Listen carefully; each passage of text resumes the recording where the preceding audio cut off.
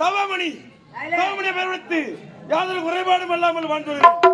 அதிகாலையில் இருந்து ஜப நியம நிச்சயங்களை முடித்து அடியானாகிய நானோ முக்கன் படைத்த மூலாதார பொருளை துதிப்பது வழக்கம். இன்ற தினத்திலே ஈசன் வணங்க வேண்டும். என்னுடைய சிடர்களை காணவில்லையே. சிடர்களே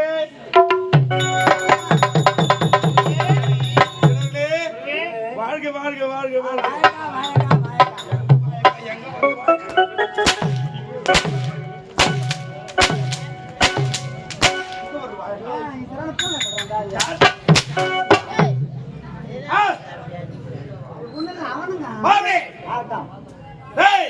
கூப்பிட்டவுடன் அழைத்தவுடன் நான் யார்?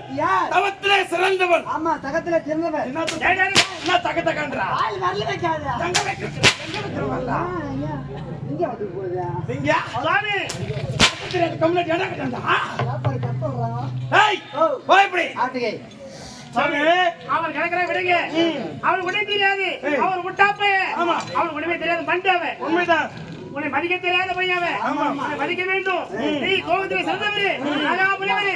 உன்னை மதிக்காதவன் அனைவரையும் முட்டா பசங்க. அதுதான் உண்மை. நான் உன்னை பாராட்டுகின்றேன்.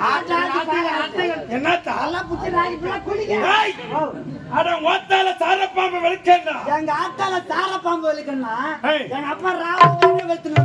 ஏய், நானே தெரியும். ஏய், நம்ம கடமை என்ன? அதிகாலையில இருந்து தவ நியமனங்களை முடித்து சதா சர்வகாலம் முக்கன் படைத்த மூலாதார பொருள் ஆதியாய் அனாதியாய் ஜோதியாய் விளங்கக்கூடிய அந்த ஈஸ்வரனை வணங்க வழக்கம். என்ற தினத்தில் ஈஸ்வரனை வணங்க வேண்டும். காலை பூஜைக்கு தேவையான ஏற்பாடு சாமி, ஆளுங்கள். இப்பொழுது காலை பூஜை சிறப்பாக நடைபெற வேண்டும். அதற்காக அனைத்து மலர்கள் அனைத்து கொண்டு விட்டார். பரிசுத்தமான ஜலத்தையும் கொண்டு விட்டார். ஆகையால் தற்போது செய்வோம் பூஜை.